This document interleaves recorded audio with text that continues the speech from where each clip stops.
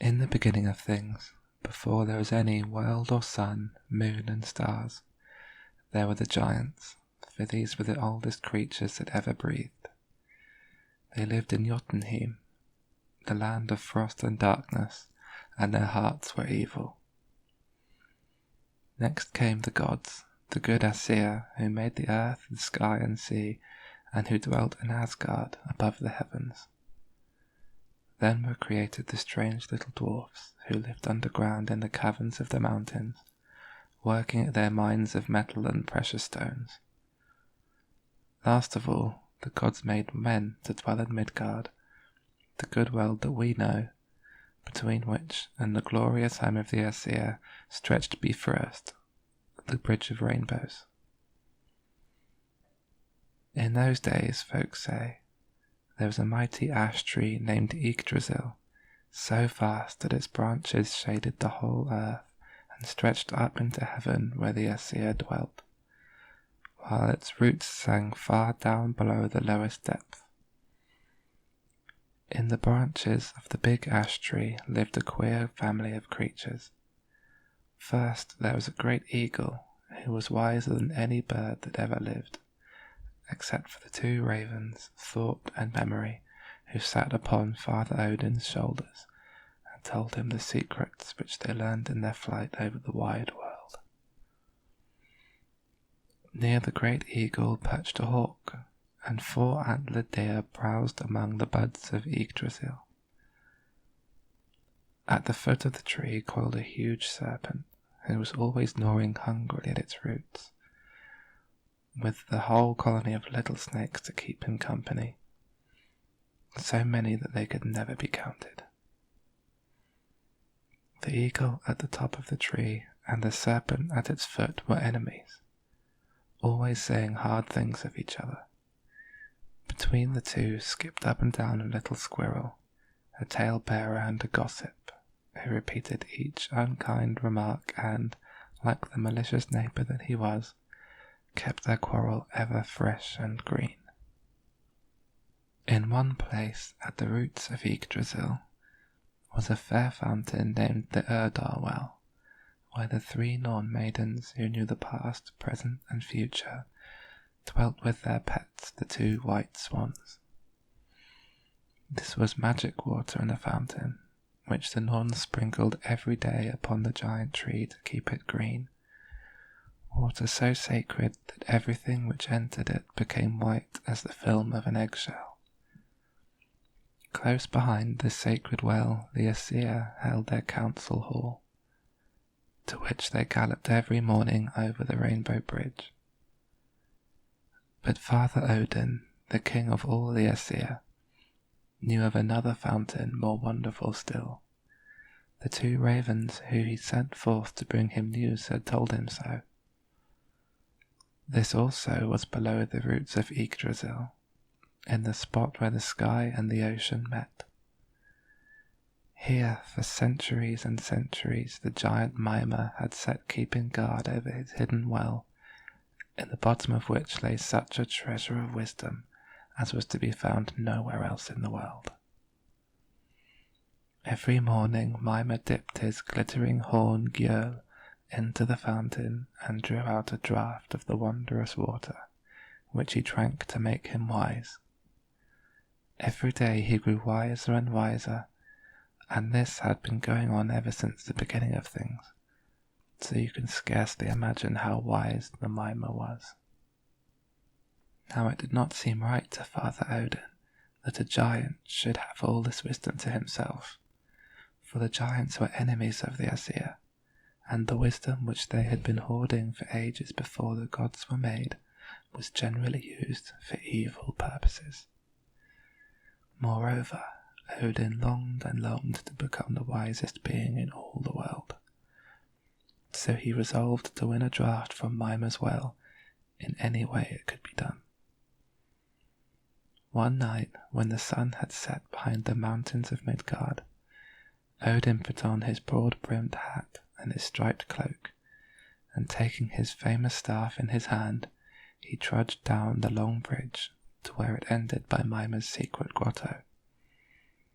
"Good day, Mima," said Odin, entering. "I have come for a drink from your well." The giant was sitting with his knees drawn to his chin, his long white beard falling over his folded arms and his head nodding, for Mima was very old, and he often fell asleep while watching over his precious spring. He woke with a frown at Odin's words. "You want a drink from my well, do you?" he growled. "I let no one drink from my well." "Nevertheless, you must let me have a draught from your glittering horn," insisted Odin, "and I will pay you for it." "Oh, you'll pay me for it, will you?" echoed Mima, eyeing his visitor keenly. For now that he was wide awake, his wisdom taught him that this was no ordinary stranger. "What will you pay for a drink from my well, and why do you wish it so much?" "I can see with my eyes all that goes on in heaven and upon earth," said Odin, "but I cannot see into the depths of the ocean. I lack the hidden wisdom of the deep, the wit that lies at the bottom of your fountain. My ravens tell me many secrets, but I would know all. And as for payment, ask what you will, and I will pledge anything in return for the draught of wisdom." Then Mima's keen glance grew keener. "You are Odin of the race of gods," he cried. "We giants are centuries older than you, and our wisdom which we have been treasuring during all of these ages, when we were the only creatures in all space, is a precious thing. If I grant you a draught from my well, you will become as one of us, a wise and dangerous enemy. It is a goodly price, Odin, which I shall demand for a boon so great." Now Odin was growing impatient for the sparkling water. "Ask your price," he frowned. "I have promised that I will pay." "What say you then to leaving one of those far-seeing eyes of yours at the bottom of my well?" asked Mima, hoping that he would refuse the bargain. "This is the only payment I will take." Odin hesitated. It was indeed a heavy price, and one that he could ill afford, for he was proud of his noble beauty. But he glanced at the magic fountain, bubbling mysteriously in the shadow, and he knew that he must have the draught. "Give me the glittering horn," he answered. "I pledge you my eye for a draught to the brim." Very unwillingly, Mima filled the horn from the fountain of wisdom and handed it to Odin. "Drink then," he said, "and grow wise. This hour is the beginning of trouble between your race and mine." And wise Mima foretold the truth. Odin thought merely of the wisdom which was to be his. He seized the horn eagerly and emptied it without delay. From that moment he became wiser than anyone else in the world except for Mima himself. Now he had the price to pay, which was not so pleasant. When he went away from the grotto, he left at the bottom of the dark pool one of his fiery eyes, which twinkled and winked up through the magic depths like the reflection of a star.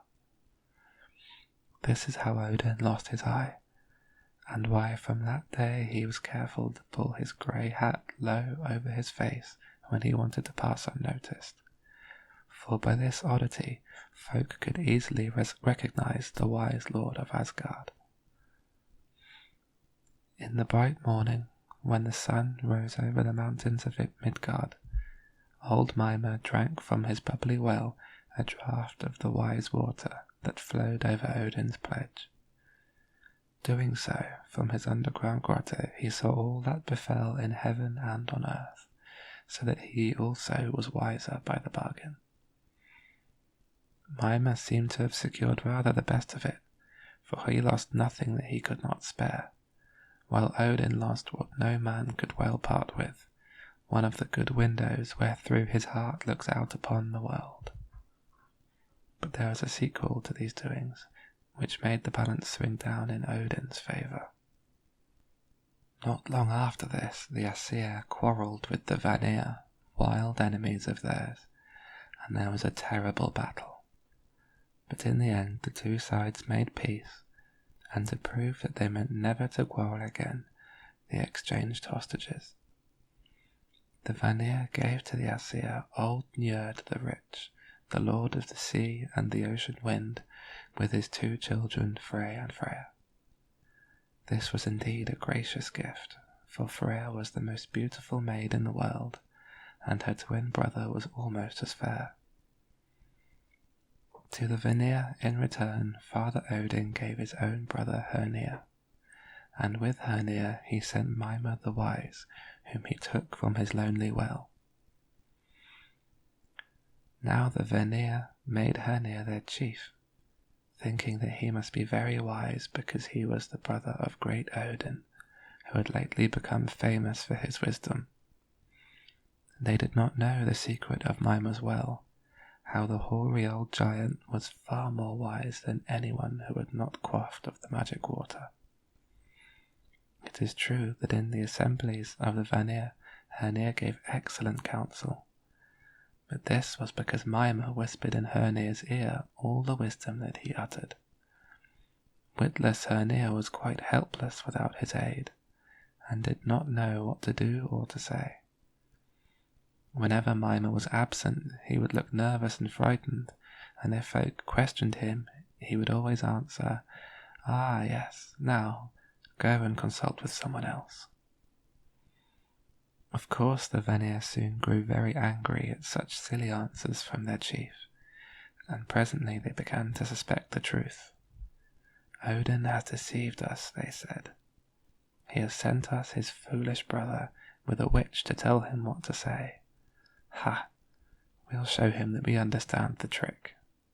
So they cut off poor old Mima's head and sent it to Odin as a present. The tales do not say what Odin thought of the gift.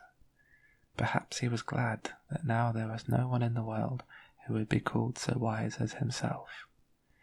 Perhaps he was sorry for the danger into which he had thrust a poor old giant, who had never done him any wrong, except to be a giant of the race which the Aesir hated. Perhaps he was a little ashamed of the trick which he played on the Vanir. Odin's new wisdom showed him how to prepare Mima's head with herbs and charms, so that it stood up by itself quite naturally, and seemed not dead at all. Henceforth Odin kept it near him, and learned from it many useful secrets which it had not forgotten even in death. So in the end Odin fared better than the unhappy Mima, whose worst fault was that he knew more than most folk. That is a dangerous fault, as others have found, though it is not one for which many of us need fear being punished. And that is the story of how Odin lost his eye. Thank you for listening.